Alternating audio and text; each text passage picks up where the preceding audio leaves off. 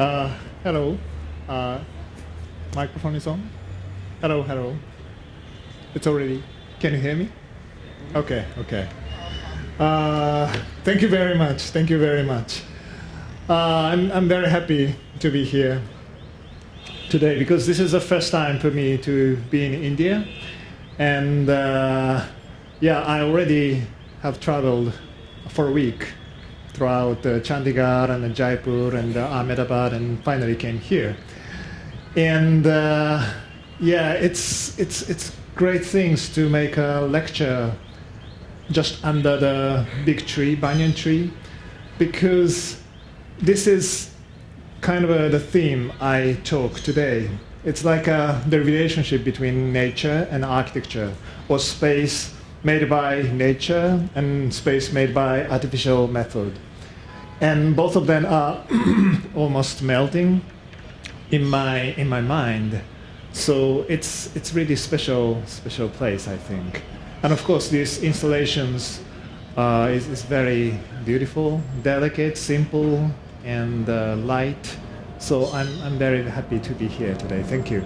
So, and thank you very much for the introduction. Yeah, I'm sorry I was not there at that time, but it was kind of the place of workshop where many people from many different countries sharing their thinking. It's, for me, it's like it's kind of a extended brain, not only my brain, but the shared brain, where everybody think about architecture and everybody make an ideas, and then everybody share it, and then new inspirations came out from those kind of sharing the inspirations.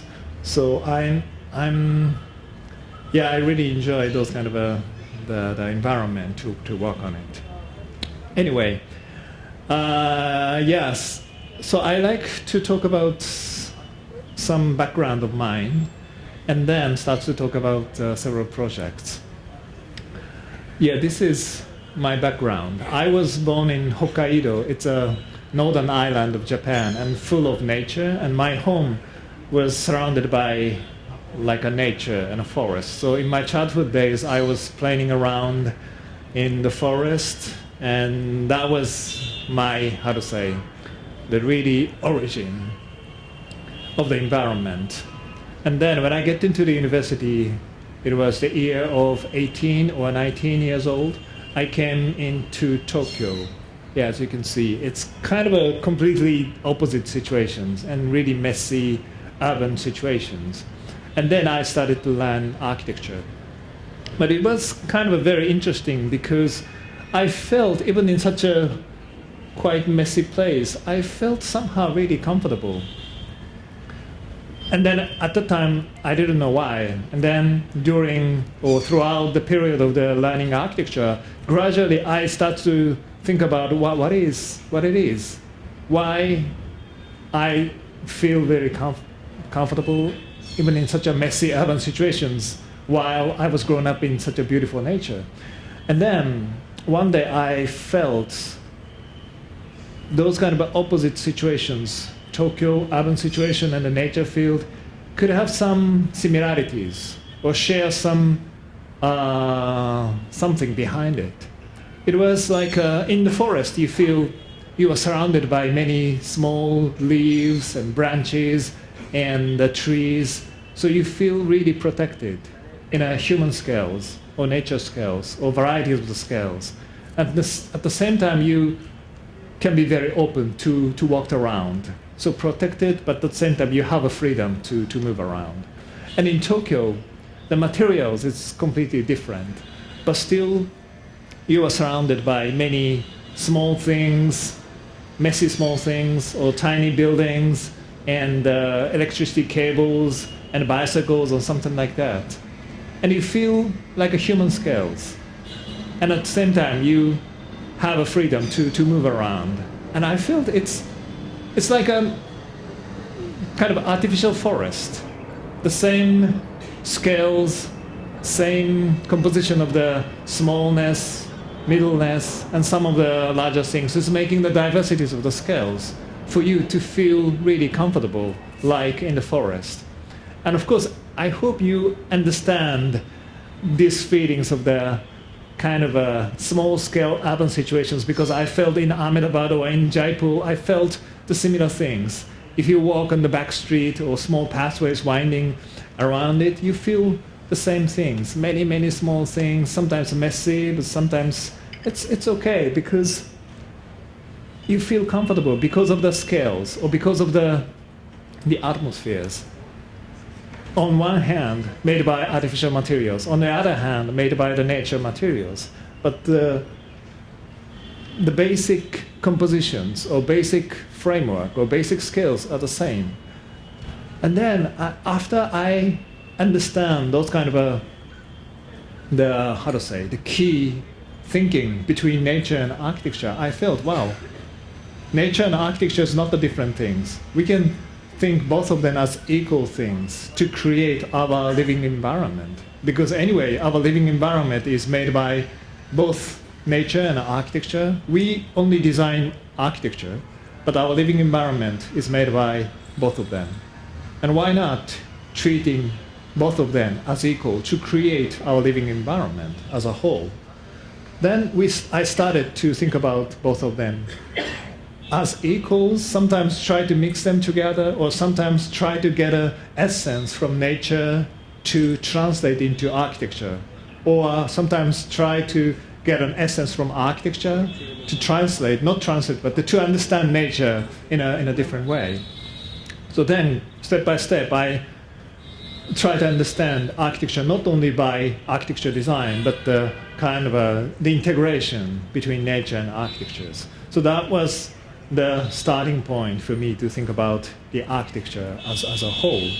Then one project, another project, developing my ideas. Sometimes the ideas are spreading around, sometimes focusing on the scales, sometimes focusing on the real trees or real natures, or sometimes a translation of the forest into the architectures without any natural vegetations or something like that.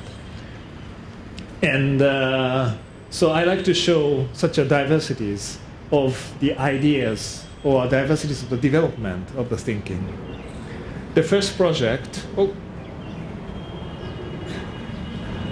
okay, this one is not changing, so I will see. This is the Serpentine Pavilion. And yeah, this is kind of the extreme experimentations or extreme challenges, how architectures could be redefined in terms of the integration of nature things and architecture things. Finally, of course, the materials is super artificial. The steel pipes, 2 centimeters, it's so thin. And the geometry is quite artificial. It's like a grids, 90 degrees, and straight lines. But if you have many, many lines, many, many joints, and many, many elements, then it looks like a kind of something beyond the normal artificial things. It's getting closer to the forest or getting closer to the tree leaves, still keeping the artificial essences. So, and then try to create some kind of blurring boundaries between inside and outside, because inside and outside and the divisions or the boundaries is the most artificial something, or defining architecture. So making more and more blurring boundaries is making the architecture more getting closer to the nature, I thought. So those kind of geometries of grids is, the size is 40 centimeters. And then the wooden house was 35 centimeters. Because at that time, almost 10 years ago, when I designed the wooden house, it was for Japanese people. And this is for the British people, so it's bigger. But anyway, the 40 centimeter is this size. But anyway, it's based on the human size.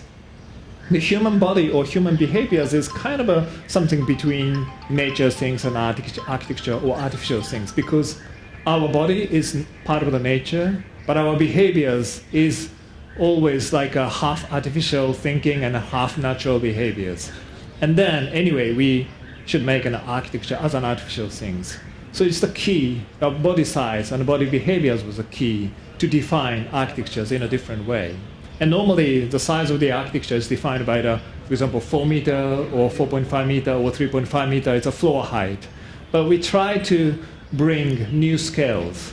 It's inspired by the Le Corbusier's module to define architectures in a different scales, the smaller scales, more like a furniture scales, to redo the architecture planning. So that is why we stuck those small scales to create not only the rooms, but to create the walls in a different way, and to create the whole structures, and to create the whole roofs. So all the elements of architectures are redefined by the new scales and the new thinking of the architectures. And the whole process was very tough in a sense, because the schedule was quite tight. We got the commission in the end of November, and then we have to make proposals at the end of December. So we only had 1 month for the basic concept. It was so quick, but at the same time, it was so important project for us, because the Serpentine Pavilion series was so should be widely published. And then if you fail something, then the bad rumors is widely spread. And of course, if you get success, then the reputation is widespread. So it was a big pressure for us. And then every day making sketches, new proposals, and then at the same time we have to send the sketches to the client, the two directors, Julia Peyton-Jones and Hans-Ulrich Obrist. Julia already left the Serpentine Pavilion last year, but she's very, how to say, kind of a great person, sometimes too tough for us as a client. Especially at that time, we just met 1 month before or 2 weeks ago, and then we didn't know so much about each other. So when I sent the first sketch, then we have to make a phone call right after sending the sketch. And then she just screamed, "No, this is not the quality of the Serpentine Pavilion. It's not acceptable." And it's the comments was just a screaming, and then gets angry or something. So I just asked, why? What's wrong? And then she said, "This is too much Fujimoto-like." The original sketch, okay, I'm Fujimoto and you appointed Fujimoto, but you don't like Fujimoto-like things. Yeah, I will try something else. And then next week I send another sketches, try to be not like Fujimoto, and send some sketches and make a phone calls. And then Julia scream again, "No, this is not again. You don't understand what it is. This is not the things." And then I asked, "I'm sorry, but what's wrong?" And then she said, "This is too much not Fujimoto-like things." So, okay, you don't like Fujimoto-like things, and you don't like not Fujimoto things, and then, okay, we try to find something else or something between that. But of course, I understand what you meant, because just a kind of a repetition of my past work is not acceptable. It should be something more. But at the same time, this Serpentine Pavilion by Fujimoto should be something anchoring or connecting to what we have been doing for 20 years or something. So it's like a big challenges and a good pressure from the client. You have to make something from you, but at the same time beyond you. And then finally, it's done. And then I think it's much better than our original first sketches. So sometimes it's nice to have a good pressure from the client, and positive good pressures from the client. But the point was, we tried to create something, because this program was like an open pavilion, but at the same time it's like a public space. And it's like a cafe, but open cafe. So it could be the place where people can casually come and easily stay there, behave as they like in a various different way. So it's like a place of diversities and a place for all of the people, place where everybody can enjoy in a different way, day by day. So I tried to create such a place, like a platforms. And originally, I was thinking about like a hill, like a landscape, where people just choose their place to sit on or choose how to behave, just lying on or something. and made by the artificial materials. So it's like a wavy hill made by the concrete or steel plates like that. But I thought, wow, it's could be nice, but it's a bit pity to make solid hill to block the surroundings, because the surroundings was a park and it's really beautiful. So try to make a nice connections between the hill or inside of the hill and outside. And then finally I got an idea to make a transparent hill made by something. And then these ideas of the grids came out. And of course I was thinking about the wooden house I finished years and years ago, but try to make a wooden house more transparent and more, how to say, various and more open. And then finally the ideas with the thin grids of the steel bar came out. And you can see it's like a small hill. Still, it's like keeping the hill feelings. But it's not just a hill shape, but the inside is also like a hilly landscaping, many, many steps. Even outside, you can walk up until a certain point. And then if you come in, then you feel it's kind of a half hill and half cave and a half forest, because you walk around, you find sometimes you find the stepping areas, and sometimes really cozy surrounded areas, and sometimes you feel the sunlight is filtered by these meshes to feel like in the middle of the forest. But still it is super, super artificial, white color, straight line, and the grid, 90-degree grid. So it's kind of interesting feelings to see how such a super artificial materials could make the soft impressions and the diverse impressions, and to inspire you to behave or to choose the places and to behave as you like. Anyway, this is the inside view, and you can see that some areas is re-stepped and some area is like a vertically coming out, and then the roof is created. So the whole structure is made by these systems. So we redefine the walls, we define the roofs, and we define the windows, because some areas is the big openings. But it's not like just an opening, it's like the difference of the densities. The transparencies depends on the depths of the structures, and then if you change your view, and then you see some area is really opaque because of the layering of the structures, and some area is really less dense to make more transparent. So it's not like a normal architecture, it's like a wall and the framed windows, but more organic or more blurring windows and the walls. So no windows and no walls, but still it has the relationships inside and outside. Yeah, here it's obvious.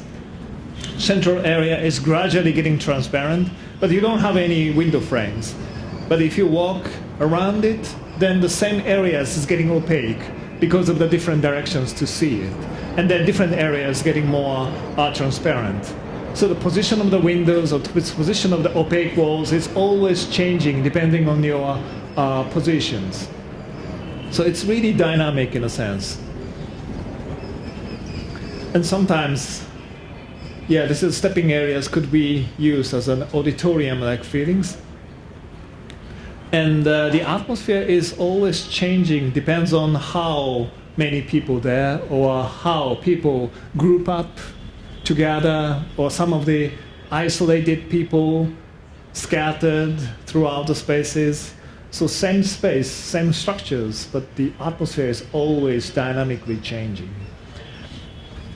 And yeah, again, in a sense, this is like a redefinition of architecture itself, redefinition of the relationship between nature and architecture mainly. Inside and outside is redefined. And then the order, in a sense, straight line, 90 degrees, so super artificial orders, but finally you feel the softness. So we have both of them. It's like the mixtures or the integrations. And then we have the furniture scales, and then just tiny scales with the 2-centimeter structures, and then architecture scales, and maybe the landscaping scales. So it's like the transitions of the scales, or integrations or mixtures of different scales.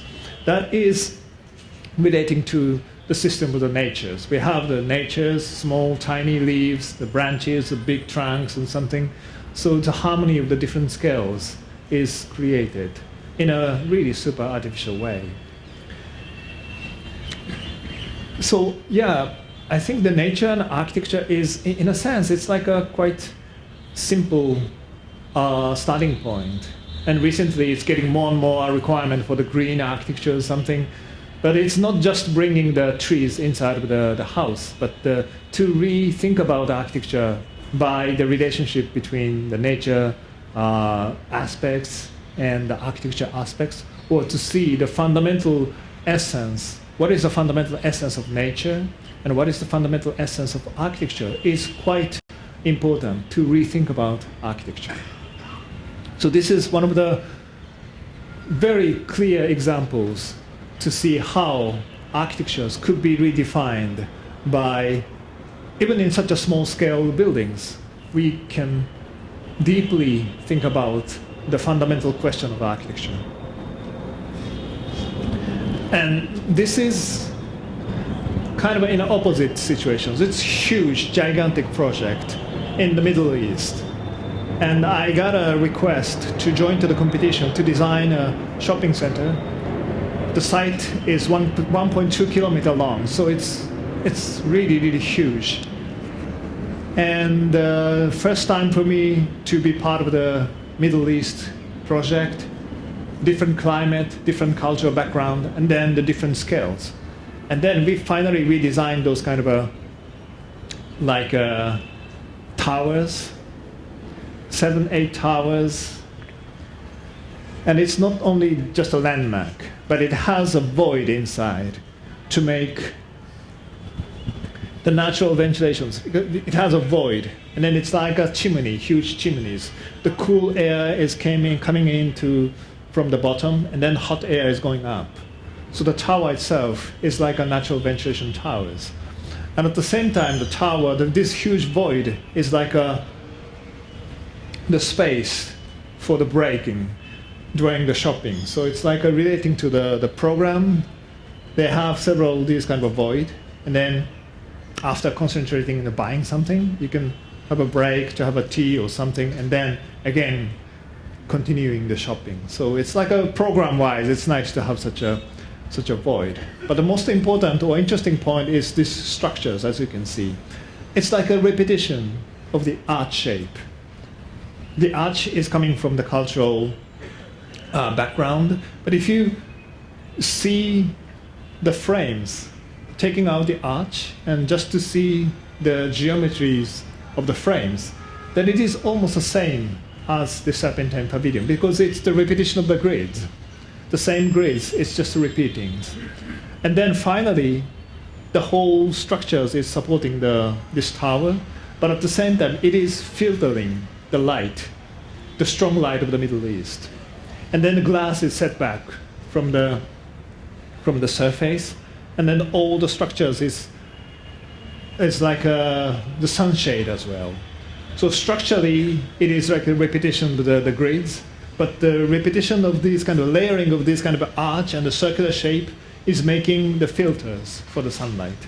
So here we have like a simple challenges to integrate the climate problems and cultural point of view, and then architectural structures, and then the programs, and then the spaces inside, integrating everything in a one very, very simple systems.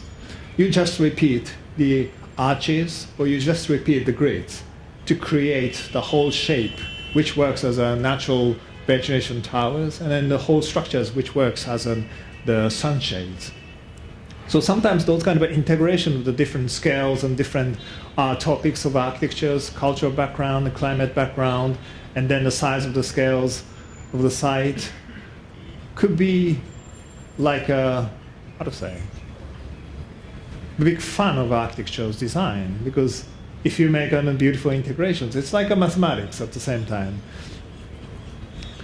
And yeah, for us, it's like a nice challenge is to think about new geometries in a sense, and a new shape in a sense, and new climates.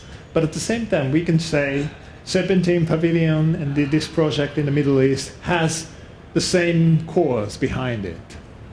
The scale is so different, and the treatment of the human body is not longer anymore here. But then the same geometries is making the different qualities and different experiences. So it's a good surprises for me, because Serpentine started from the furniture scales to think about more like a conceptual relationship of nature and architectures. But if you see different realities and different power of the cultures, different powers of the climate, then the same thinkings could have the new potentials, new possibilities, unexpectedly in a sense. So I don't want to control the design too much. I like to let my concept more, going on throughout the new background, and then we'll see. It's big fun to see how my basic concept growing up like a child is growing up sometimes in a good way and sometimes in a bad way. But it's okay. It's open to see how the basic thinkings could have the new potentials for that. Sometimes, we thought about the huge water pond inside of the big void, because, we thought, wow, this is the Middle East, and they could have a lot of money. So it's possible to make everything. So put the waters and they put the boats to do some shoppings, I don't know, and then the sunlight is coming through these filters of the structures. Must be very, very beautiful. So we propose many of those kind of things in a crazy way. But finally, the competition itself has gone. It's just cancelled after submitting a lot of the panels, and then just after we are making a phone calls to arranging the presentation date or something, suddenly everything stopped.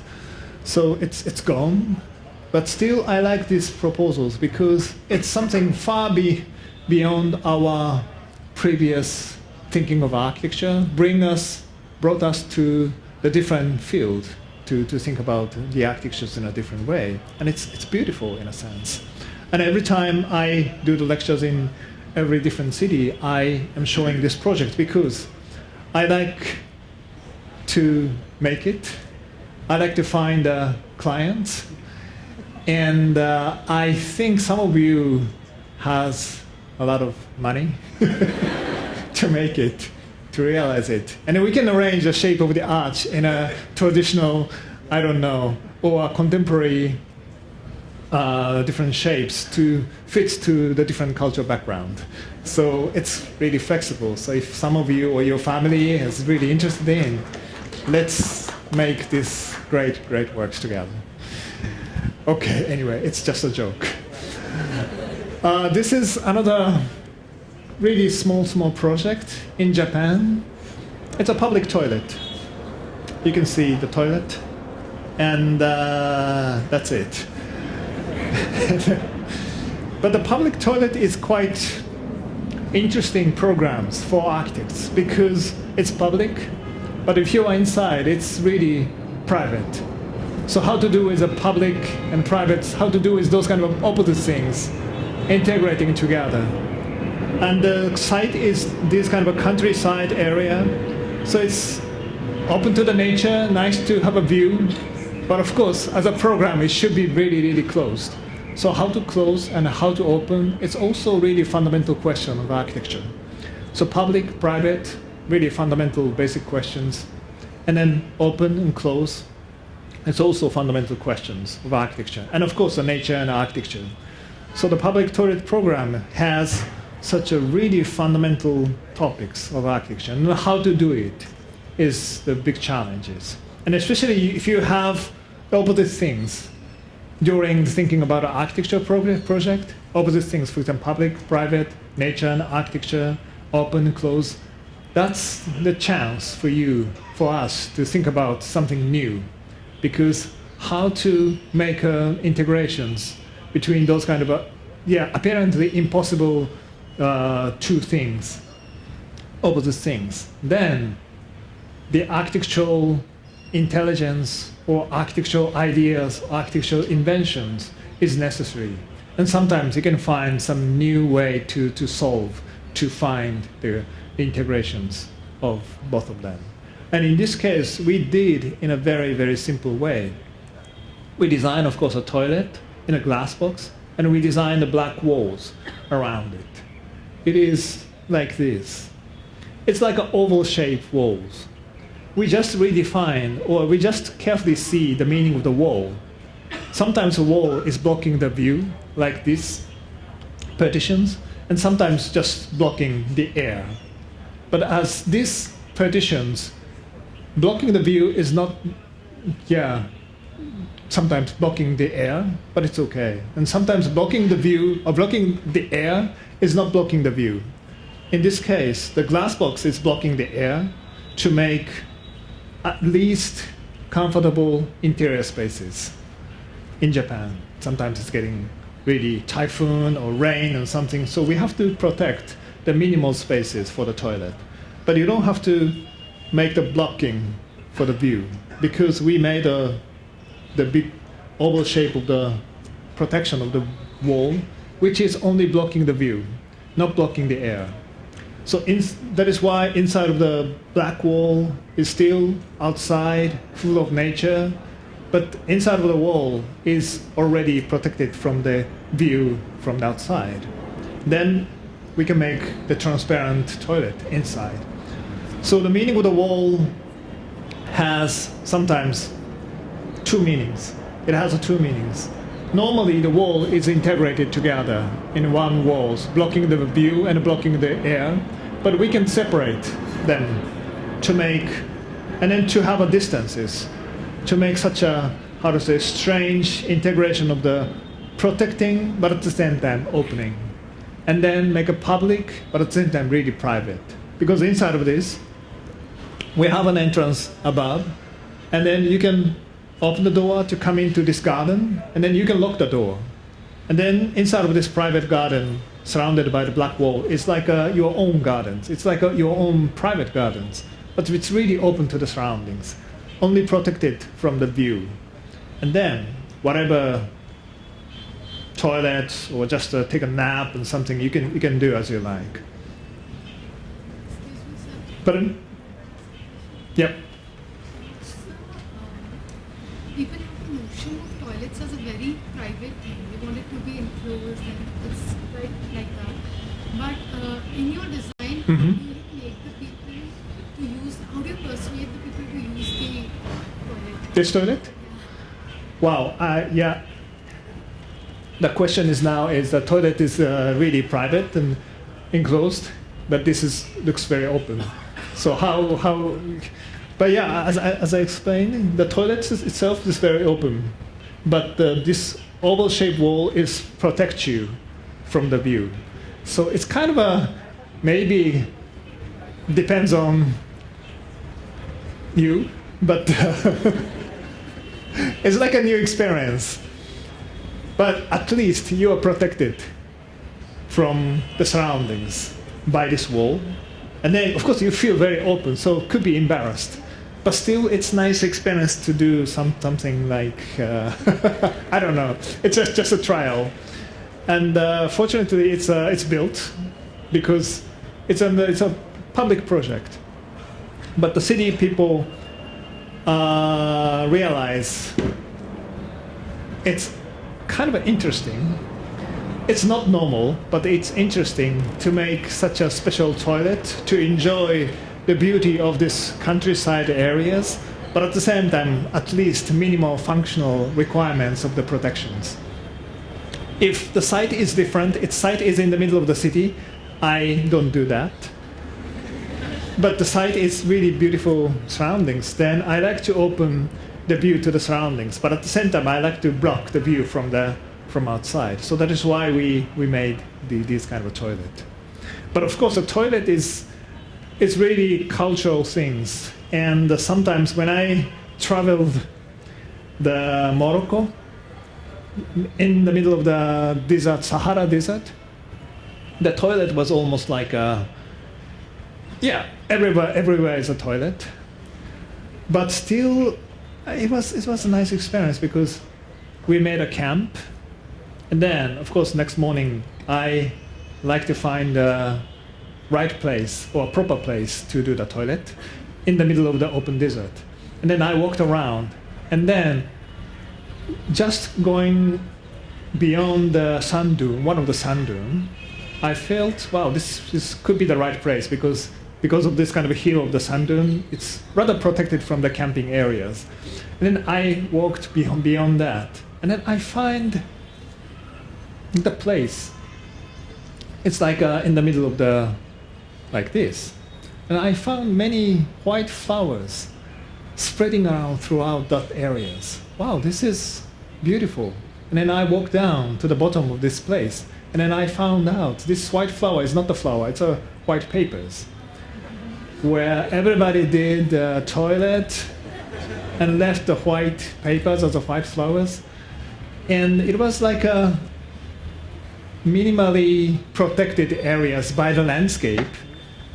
And people easily recognize, wow, behind this sand dune could be protected from the camping areas. And then everybody just kind of recognize it by their instincts or by their feelings. And then finally, the whole activities of the toilet was there, but still it's quite open, but it's like a kind of a strange and interesting experience for me, how people behave or react to the atmospheres or the landscape or the characters of the landscapes to choose the places of their behaviors.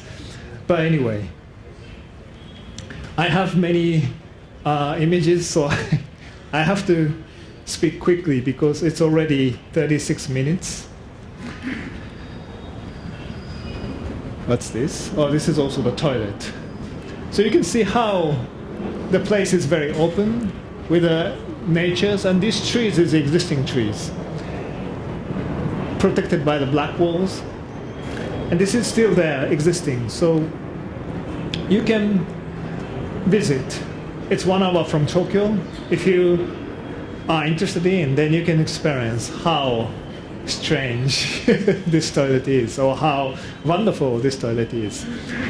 Anyway, the library. This is a library in Tokyo, and only made by the bookshelves.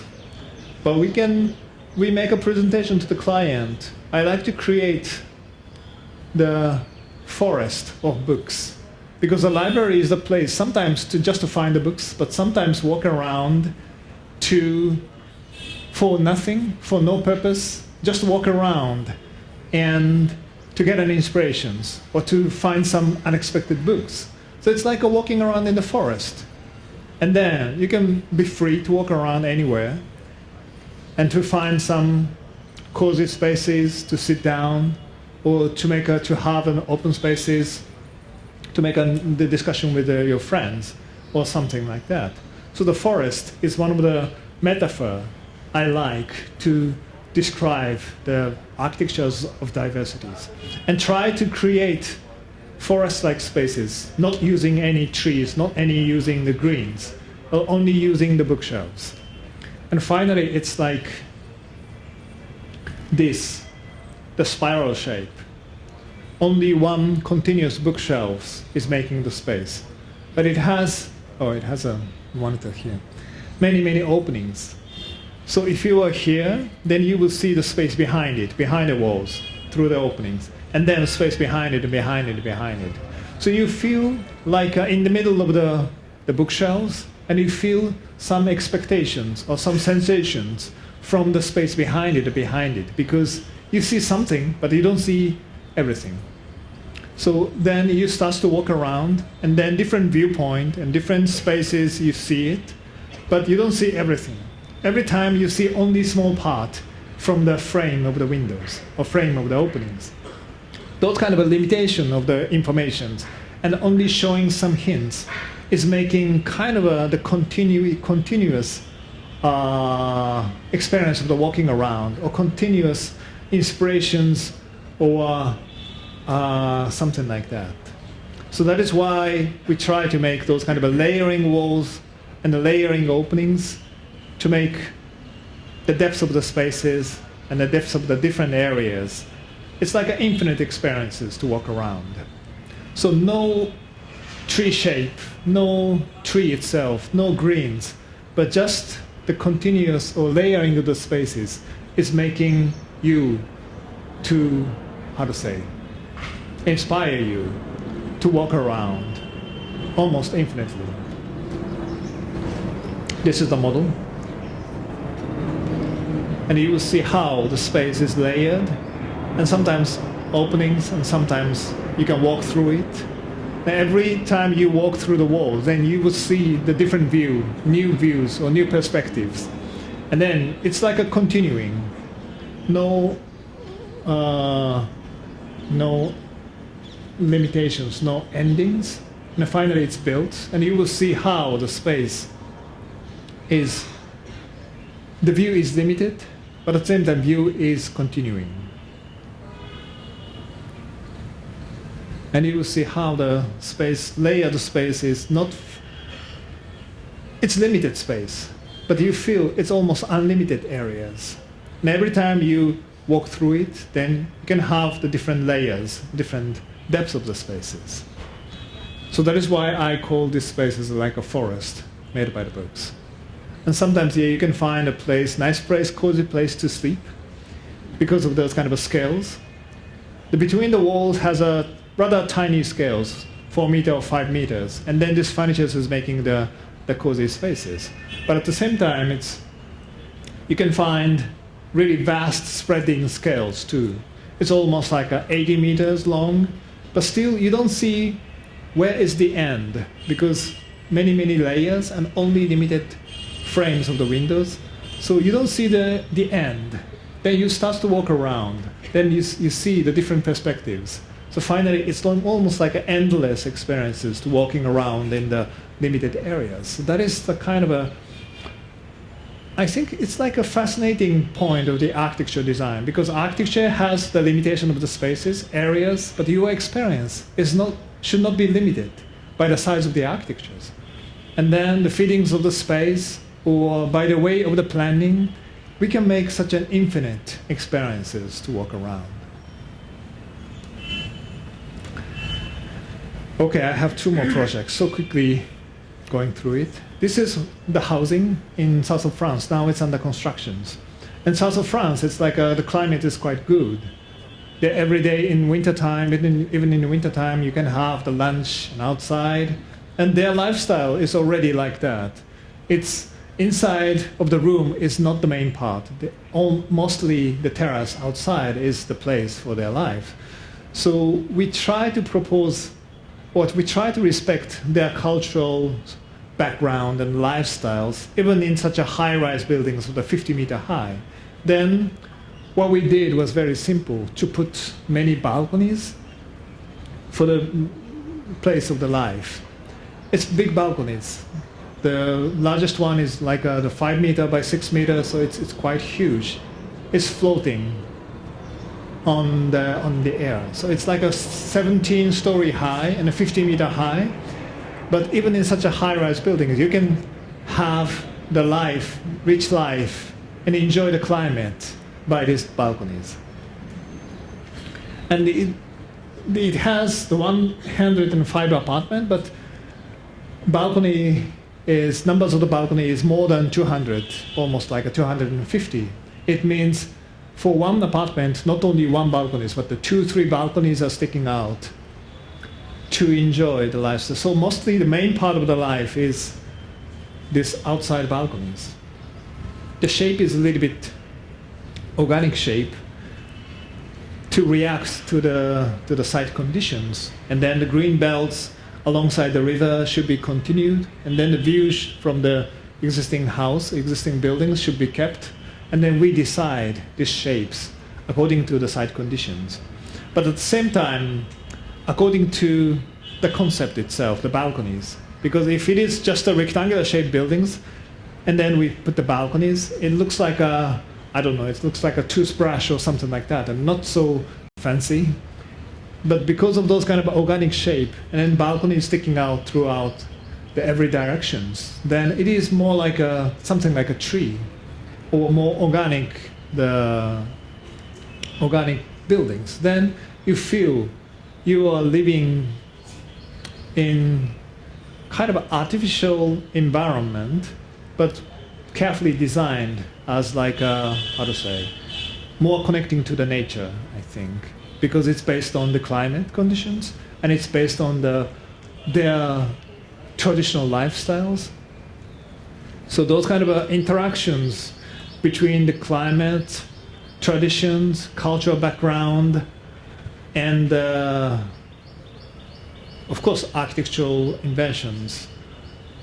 Those integration is very, very kind of important things, I think. And you can see how the balcony is sticking out. Sometimes duplex, the double floor apartment has a double floor balconies connected by the staircases. So it's really, really outside living spaces. Nice view from the balconies.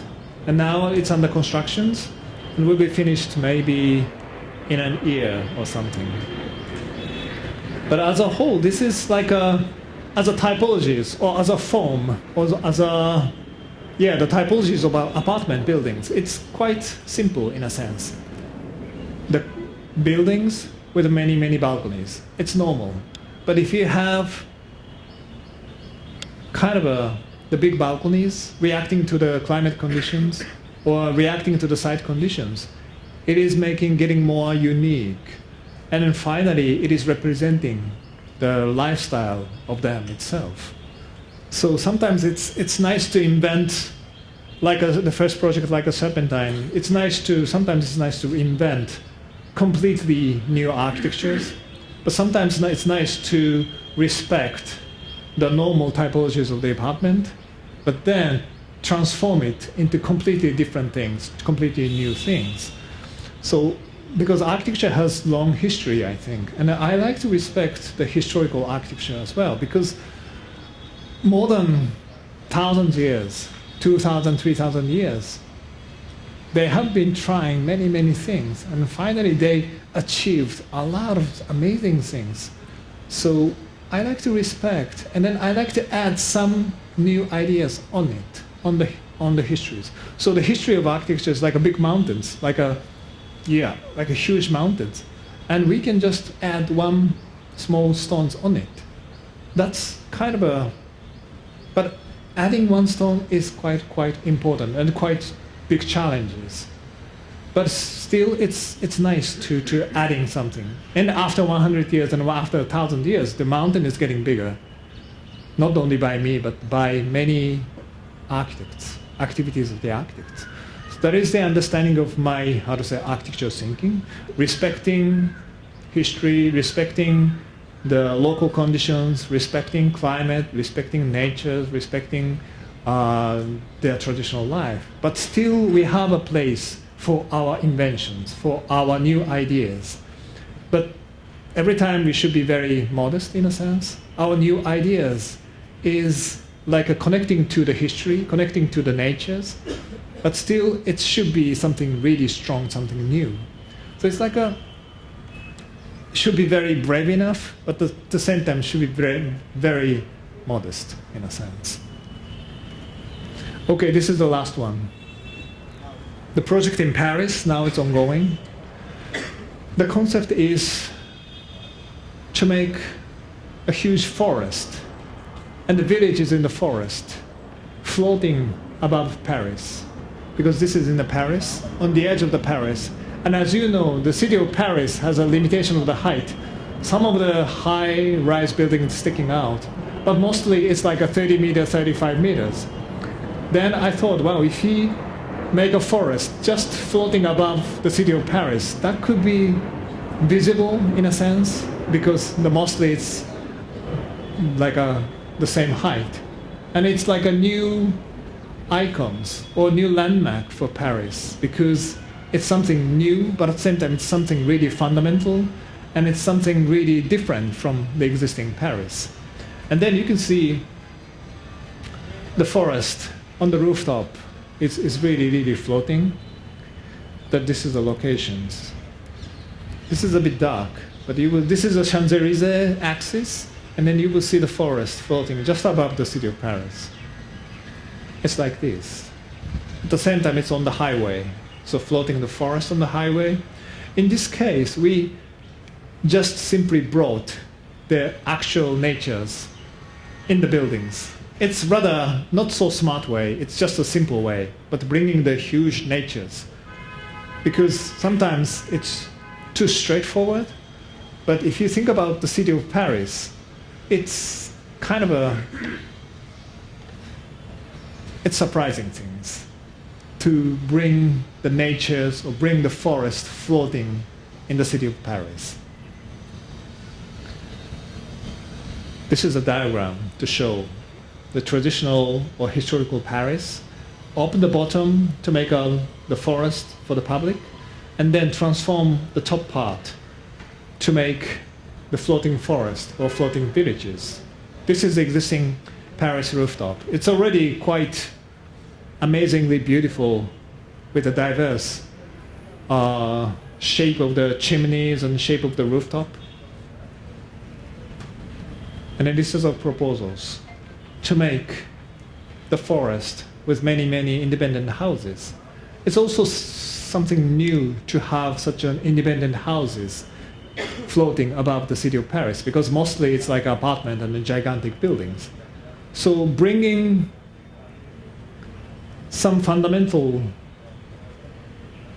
things into the super historical, super iconic city of Paris, then we can make the amazing harmony and amazing contrast and a new landmark or new understanding of the city of Paris.